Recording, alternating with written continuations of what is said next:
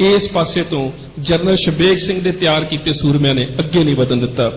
इन्हां दे विचों जदों सामने पासे तो गोलाबारी ज्यादा हुई तां जिहड़े टैंस दे गार्ड सीगे ਇਹ ਉੱਥੋਂ ਆਪਣੀ ਜਾਨ ਬਚਾਉਣ ਦੇ ਵਾਸਤੇ ਜਿੱਧਰ ਨੂੰ ਬਾਬਾ ਸ਼੍ਰੀ ਚੰਦ ਦਾ ਬੰਗਾ ਹੈ ਉਧਰਲੇ ਵਾਲੇ ਪਾਸੇ ਨੂੰ ਭੱਜੇ ਤਾਂ ਸਾਹਮਣੇ ਰਾਮਗੜੀਆ ਬੰਗਾ ਦੇ ਉੱਪਰ ਭਾਈ ਮੇਜਰ ਸਿੰਘ ਨਾਗੂਕੇ ਤੇ ਉਹਨਾਂ ਦੇ ਸਾਥੀਆਂ ਦਾ ਮੋਰਚਾ ਸੀ।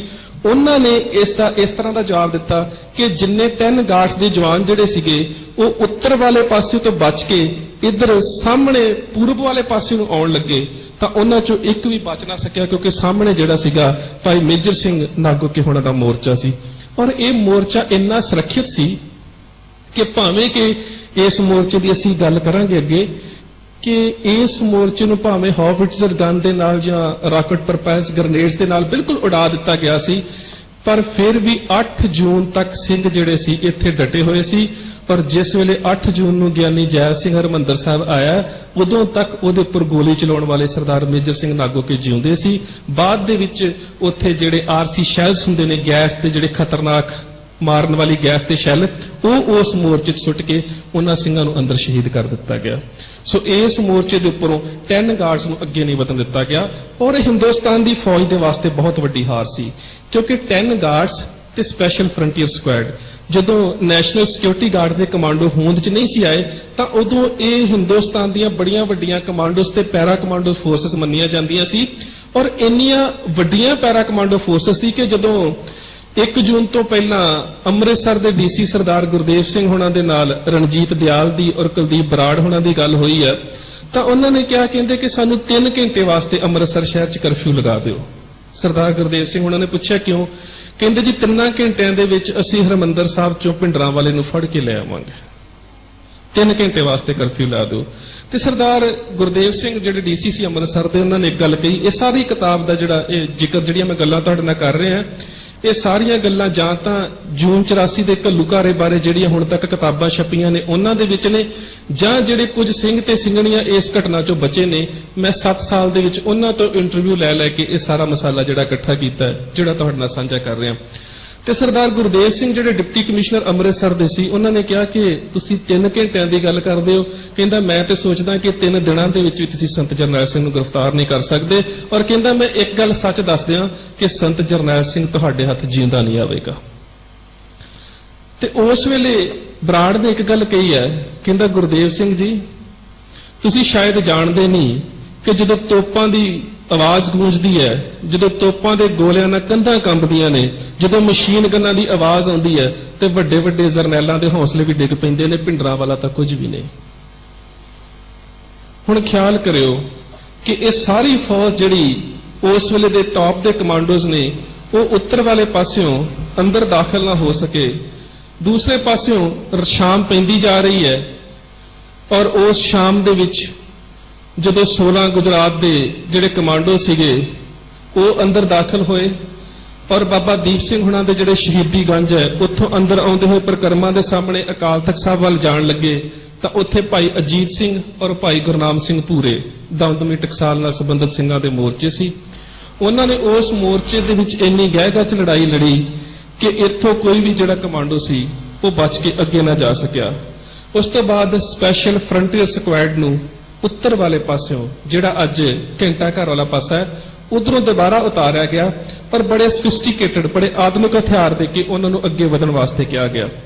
लगातार 8 घंटे बीत गए, सारी रात दे विच ये भी कमांडो फोर्स अगे ना वध सके। 5 तरीक का दिन चढ़ गया, सारे पासे तो लगातार जंग जारी है।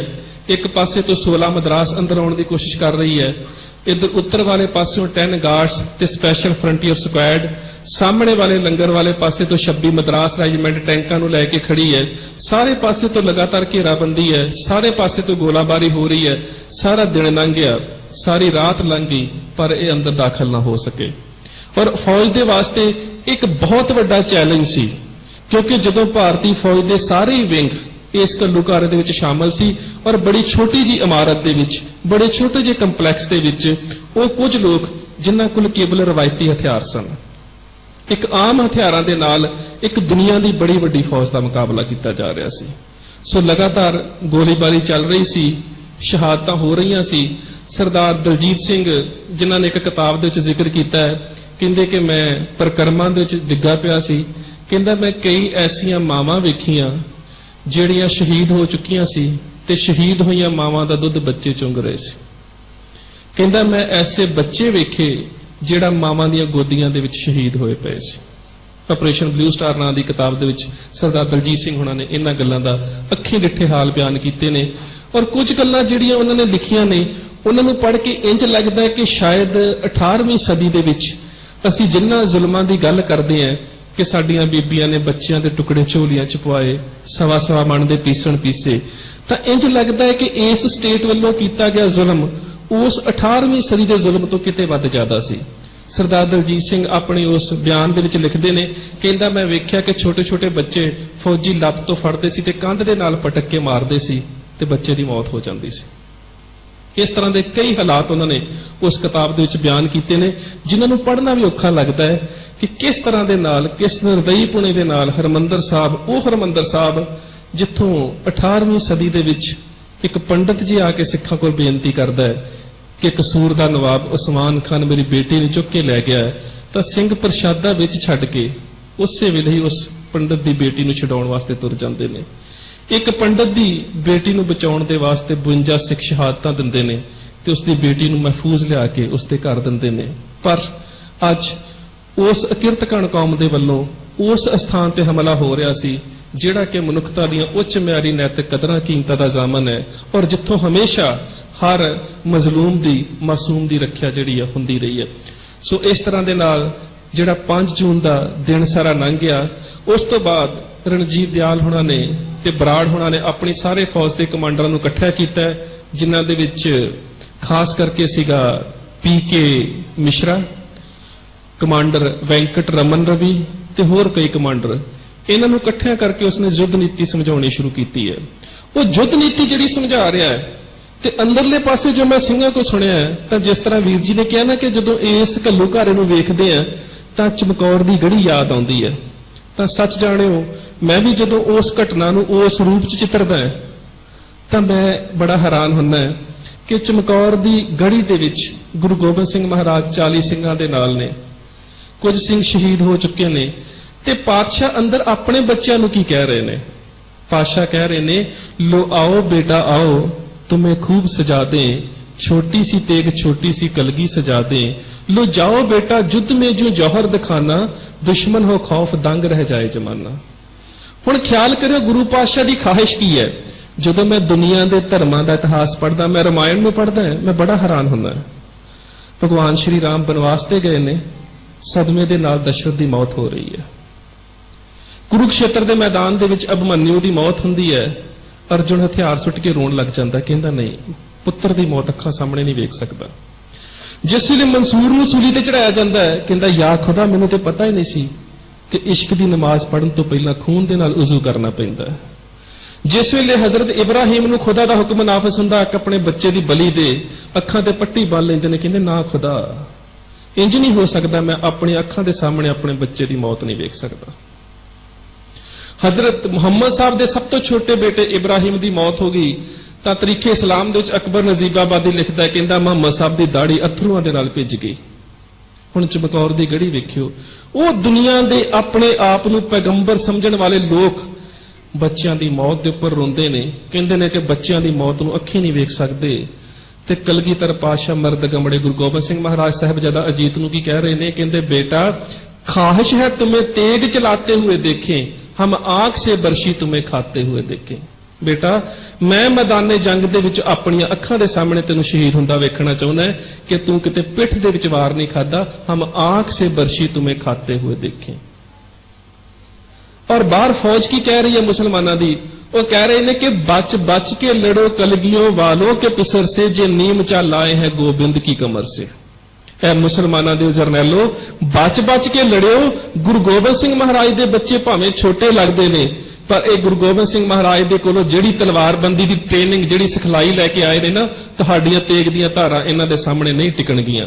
हुण ख्याल करियो, अंदर गुरु पातशाह कह रहे ने कि तुसीं मौत तक लड़ना है, मैं तुहानूं मरदे वेखना चाहुंदा है, ते बाहर जरनैल कह रहे ने कि तुसीं मौत तो बच के लड़ना है, मैं तुहानूं बचिया वेखना चाहुंदा है। यही अंतर हुंदा है कौम दे वास्ते लड़न वालियां विच ते तनख्वाह लैके लड़न वालियां विच। ਇਹੀ ਅੰਤਰ ਹੁੰਦਾ ਹੈ। ਪਰ ਮੈਂ ਬੜਾ ਹੈਰਾਨ ਹੁੰਦਾ ਗੱਲ ਉਦੋਂ ਆਉਂਦੀ ਹੈ ਜਦੋਂ ਦੁਸ਼ਮਣ ਸਿਫਤ ਕਰਦਾ ਹੈ। ਅਖਬਾਰ ਆਤੇ ਦਰਬਾਰੇ ਮੌਲਾ ਵਿੱਚ ਸਾਹਿਬਜ਼ਾਦਾ ਅਜੀਤ ਸਿੰਘ ਦੀ ਸ਼ਹਾਦਤ ਦੇ ਬਾਰੇ ਸ਼ਬਦ ਲਿਖੇ ਨੇ, ਕਹਿੰਦਾ ਕਿ ਕਲਗੀਧਰ ਦਾ ਉਹ ਪੁੱਤ ਆਪਣੇ ਸ਼ੇਰ ਦੇ ਮਗਜ਼ ਨੂੰ ਪਾੜ ਦੇਣ ਵਾਲੀ ਸ਼ਮਸ਼ੀਰ ਦੇ ਨਾਲ ਸਾਡੇ ਕਈ ਸਿਪਾਹੀਆਂ ਨੂੰ ਮੌਤ ਦੀ ਘਾਟ ਉਤਾਰਦਾ ਹੋਇਆ ਤੇਗ ਦਾ ਸਹਾਰਾ ਲੈ ਕੇ ਚਮਕੌਰ ਦੀ ਗੜੀ ਦੇ ਲਹੂ ਰੱਤੇ ਮੈਦਾਨ ਦੇ ਵਿੱਚ ਹਮੇਸ਼ਾ ਦੀ ਨੀਂਦ ਸੌਂ ਗਿਆ ਸਾਹਿਬਜ਼ਾਦਾ ਅਜੀਤ ਸਿੰਘ। ਹੁਣ ਬਿਲਕੁਲ ਇਹੀ ਵਰਤਾਰਾ ਵਾਪਰ ਰਿਹਾ ਜੂਨ 84 ਦੇ ਘੱਲੂਘਾਰੇ ਦੇ ਵਿੱਚ। ਬਾਹਰ ਰਣਜੀਤ ਦਿਆਲ ਔਰ ਬਰਾੜ ਹੁਣੀ ਇਹ ਸਾਰੇ ਇਕੱਠੇ ਕਰਕੇ ਆਪਣੇ ਫੌਜੀ ਕਮਾਂਡਰਾਂ ਨੂੰ ਕਹਿ ਰਹੇ ਨੇ ਕਿ ਜਨਰਲ ਸ਼ਬੇਗ ਸਿੰਘ ਵੱਲੋਂ ਸਿਖਾਏ ਗਏ ਜਿਹੜੇ ਅੰਦਰਲੇ ਜੁਝਾਰੂ ਨੇ ਉਹਨਾਂ ਦੇ ਨਾਲ ਲੜਨਾ ਇੰਨਾ ਸੌਖਾ ਨਹੀਂ, ਤੁਸੀਂ ਬਚ ਕੇ ਲੜਿਓ। ਤੇ ਅੰਦਰਲੇ ਪਾਸੇ ਜਿਹਨੂੰ ਰੈੱਡ ਬਿਲਡਿੰਗ ਦਾ ਨਾਂ ਸੀ, ਗੱਲ ਸਾਂਝੀ ਕਰਾਂਗੇ ਅੱਗੇ ਜਾ ਕੇ, ਉੱਥੇ ਜਨਰਲ ਸ਼ਬੇਗ ਸਿੰਘ ਹੁਣਾਂ ਨੇ ਲੜਨ ਵਾਲੇ ਆਪਣੇ ਜੁਝਾਰੂ ਵੀਰਾਂ ਨੂੰ ਇਕੱਠਾ ਕੀਤਾ ਤੇ ਕਹਿੰਦੇ ਨੇ ਕਿ ਅੱਜ ਅਸੀਂ ਚਮਕੌਰ ਦੀ ਗੜੀ ਦਾ ਇਤਿਹਾਸ ਦੁਹਰਾਉਣਾ ਹੈ, ਤੁਸੀਂ ਮੌਤ ਤੱਕ ਲੜਿਓ। ਇਹ ਅੰਤਰ ਹੈ ਧਰਮ ਦੇ ਵਾਸਤੇ ਲੜਨ ਵਾਲਿਆਂ ਵਿੱਚ ਤੇ ਤਨਖਾਹ ਵਾਸਤੇ ਲੜਨ ਵਾਲਿਆਂ ਵਿੱਚ। ਬਾਹਰ ਕਿਹਾ ਜਾ ਰਿਹਾ ਹੈ ਕਿ ਮੌਤ ਤੋਂ ਬਚ ਕੇ ਲੜਿਓ, ਅੰਦਰ ਕਿਹਾ ਜਾ ਰਿਹਾ ਹੈ ਕਿ ਮੌਤ ਤੱਕ ਲੜਿਓ। ਇਹੀ ਅੰਤਰ ਹੈ, ਇਹੀ ਡਿਫਰੈਂਸ ਹੈ। ਔਰ ਇਹੀ ਅੰਤਰ ਜਿਹੜਾ ਹੈ ਉਹ ਕੌਮਾਂ ਦਾ ਇਤਿਹਾਸ ਬਣਾਉਂਦਾ ਹੈ। ਇਹੀ ਜਿਹੜਾ ਡਿਫਰੈਂਸ ਹੈ ਇਹੀ ਸਿੱਧ ਕਰਦਾ ਹੈ ਕਿ ਕਿਹੜੀ ਕੌਮ ਕਿੰਨੀ ਜਿਉਂਦੀ ਜਾਗਦੀ ਹੈ। ਮੁਰਦਾ ਕੌਮਾਂ ਦੇ ਉੱਪਰ ਨਾ ਕਦੀ ਘੱਲੂਘਾਰੇ ਵਾਪਰਦੇ ਨੇ, ਨਾ ਕਦੀ ਸਾਕੇ ਵਾਪਰਦੇ ਨੇ, ਨਾ ਕਦੀ ਉਹਨਾਂ ਨੂੰ ਸ਼ਹਾਦਤਾਂ ਦੇਣੀਆਂ ਪੈਂਦੀਆਂ ਨੇ। ਹਮੇਸ਼ਾ ਕਾਰਵਾਈਆਂ, ਆਪਰੇਸ਼ਨ, ਸਾਕੇ, ਘੱਲੂਘਾਰੇ, ਜਹਾਦ ਉਹਨਾਂ ਕੌਮਾਂ ਦੇ ਉੱਪਰ ਵਾਪਰਦੇ ਨੇ ਜਿਹੜੀਆਂ ਕੌਮਾਂ ਜਿਉਂਦੀਆਂ ਨੇ, ਜਿਹੜੀਆਂ ਕੌਮਾਂ ਕਿਸੇ ਸਟੇਟ ਦੇ ਜ਼ੁਲਮ ਦੇ ਖਿਲਾਫ ਲੜਨਾ ਜਾਣਦੀਆਂ ਨੇ, ਖੜਨਾ ਜਾਣਦੀਆਂ ਨੇ। ਕਦੀ ਬੇਗੈਰਤ ਕੌਮਾਂ ਦੇ ਉੱਪਰ ਕਦੀ ਘੱਲੂਘਾਰੇ ਨਹੀਂ ਵਾਪਰੇ। ਸੋ 5 ਜੂਨ ਦਾ ਸਾਰਾ ਦਿਨ, 5 ਜੂਨ ਦੀ ਸ਼ਾਮ ਸ਼ੁਰੂ ਹੋ ਗਈ।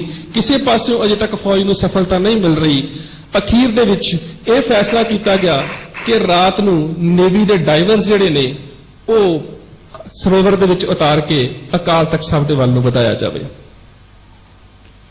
92 ਦੇ ਕਰੀਬ ਕੁਝ ਸਰੋਤਾਂ ਦੇ ਵਿੱਚ ਜ਼ਿਕਰ ਹੈ ਤੇ ਕੁਝ ਕਹਿੰਦੇ ਨੇ ਕਿ 40 ਦੇ ਕਰੀਬ ਨੇਵੀ ਦੇ ਕਮਾਂਡੋ ਜਿਹੜੇ ਡਾਈਵਰ ਸੀ ਉਹ ਹੈਲੀਕਾਪਟਰ ਦੇ ਰਾਹੀਂ ਸਮੁੰਦਰ ਦੇ ਵਿੱਚ ਉਤਾਰੇ ਗਏ ਔਰ ਇਹਨਾਂ ਦੇ ਵਿੱਚੋਂ ਇੱਕ ਵੀ ਅਕਾਲ ਤਖਤ ਸਾਹਿਬ ਵਾਲੇ ਪਾਸੇ ਨਾ ਵੱਧ ਸਕਿਆ। ਮੈਂ ਜਦੋਂ ਭਾਈ ਸੁਖਵੰਤ ਸਿੰਘ ਜਲਾਲਾਬਾਦ ਨੂੰ ਇੰਟਰਵਿਊ ਕਰ ਰਿਹਾ ਸੀ ਤਾਂ ਮੈਂ ਉਹਨਾਂ ਨੂੰ ਕਹਿ ਰਿਹਾ ਸੀ ਕਿ ਮੂਵਿੰਗ ਟਾਰਗੇਟ, ਜਿਹੜੀ ਚੀਜ਼ ਹਿੱਲ ਰਹੀ ਹੈ ਉੱਤੇ ਨਿਸ਼ਾਨਾ ਲਾਉਣਾ ਬੜਾ ਔਖਾ ਹੁੰਦਾ ਹੈ। ਔਰ ਫੌਜ ਖੁਦ ਮੰਨਦੀ ਹੈ ਕਿ ਜਦੋਂ ਇੱਕ ਕਮਾਂਡੋ ਪੈਰਾਸ਼ੂਟ ਦੇ ਨਾਲ ਥੱਲੇ ਆ ਰਿਹਾ ਹੁੰਦਾ ਨਾ ਤਾਂ ਉਹਨੂੰ ਖਤਮ ਕਰਨਾ ਇੰਨਾ ਸੌਖਾ ਨਹੀਂ ਹੁੰਦਾ, ਕਿਉਂਕਿ ਮੂਵਿੰਗ ਟਾਰਗੇਟ ਹੁੰਦਾ, ਹਿੱਲ ਰਿਹਾ ਹੁੰਦਾ। ਪਰ ਮੂਵਿੰਗ ਟਾਰਗੇਟ ਨੂੰ ਹਵਾ ਦੇ ਵਿੱਚ ਹੀ ਉਡਾ ਦੇਣਾ, ਤਾਂ ਉਹਦੇ ਜਵਾਬ ਦੇ ਵਿੱਚ ਉਸਨੇ ਕਿਹਾ ਕਿ ਇਹ ਸ਼ਾਇਦ ਜਨਰਲ ਸ਼ਬੇਗ ਸਿੰਘ ਦੀ ਟ੍ਰੇਨਿੰਗ ਦਾ ਕਮਾਲ ਸੀ ਕਿ ਉਹਨਾਂ ਚੋਂ ਇੱਕ ਵੀ ਬੰਦਾ ਬਚ ਕੇ ਇਸ ਪਾਸੇ ਨਹੀਂ ਜਾ ਰਿਹਾ। ਔਰ ਅਖੀਰ ਫਿਰ ਫੌਜ ਨੂੰ ਹੈਲੀਕਾਪਟਰ ਦੇ ਵਿੱਚੋਂ ਕਮਾਂਡੋਆਂ ਨੂੰ ਉਤਾਰਨ ਦਾ ਆਪਣਾ ਵਿਚਾਰ ਬਦਲਣਾ ਪਿਆ, ਕਿਉਂਕਿ ਜਿੰਨੇ ਵੀ ਉਹਨਾਂ ਨੇ ਉਤਾਰੇ ਉਸ ਤੋਂ ਬਾਅਦ ਉਹਨਾਂ ਰੱਸੀ ਦੇ ਰਾਹੀਂ ਵੀ ਕੁਝ ਸਪੈਸ਼ਲ ਸਕੁਐਡਰੀ ਫਾਈਟ ਦੇ ਕਮਾਂਡੋ ਉਤਾਰੇ, ਪਰ ਉਹ ਅਕਾਲ ਤਖਤ ਸਾਹਿਬ ਵਾਲੇ ਪਾਸੇ ਨਾ ਜਾ ਸਕੇ। ਇੰਨੀ ਵਧੀਆ ਵਿਉਂਤਬੰਦੀ, ਇੰਨੀ ਵਧੀਆ ਮੋਰਚਾਬੰਦੀ ਔਰ ਐਸੀ ਦ੍ਰਿੜਤਾ ਦੇ ਨਾਲ ਜਿਹੜੇ ਸੂਰਮੇ ਸੀਗੇ ਉਹ ਲੜ ਰਹੇ ਸੀ ਕਿ ਉਹਨਾਂ ਦੇ ਵਿੱਚੋਂ ਕੋਈ ਵੀ ਜਿਹੜਾ ਸਪੈਸ਼ਲ ਫਰੰਟੀਅਰ ਸਕੁਐਡ ਜਾਂ ਗਾਰਡਸ ਦਾ ਜਾਂ ਨੇਵਲ ਦੇ ਡਾਈਵਰ ਸੀਗੇ ਉਹ ਇੱਕ ਵੀ ਸਰੋਵਰ ਨੂੰ ਪਾਰ ਕਰਕੇ ਦੂਜੇ ਪਾਸੇ ਨਹੀਂ ਜਾ ਸਕਿਆ। ਇਸ ਸਮੇਂ ਜਿਹੜੀ ਲੰਗਰ ਸਾਹਿਬ ਦੀ ਇਮਾਰਤ ਹੈ ਉਹਦੇ ਵਿੱਚ ਬਾਬਾ ਚੰਨਣ ਸਿੰਘ, ਬਾਬਾ ਠਾਰਾ ਸਿੰਘ, ਗੁਰਵਿੰਦਰ ਸਿੰਘ ਤੇ ਸਰਬਜੀਤ ਸਿੰਘ, ਜਿਨ੍ਹਾਂ ਵੀਰਾਂ ਦਾ ਸੰਬੰਧ ਅਕਾਲ ਫੈਡਰੇਸ਼ਨ ਦੇ ਨਾਲ ਵੀ ਸੀਗਾ, ਉਹ ਸਾਰੇ ਉਸ ਇਮਾਰਤ ਦੇ ਵਿੱਚ ਫੌਜ ਦੇ ਨਾਲ ਡਟੇ ਹੋਏ ਸੀਗੇ। ਜਦੋਂ ਹੌਵਿਟਜ਼ਰ ਗਨਸ ਨੇ ਫਾਇਰਿੰਗ ਕੀਤੀ ਤਾਂ ਇਸ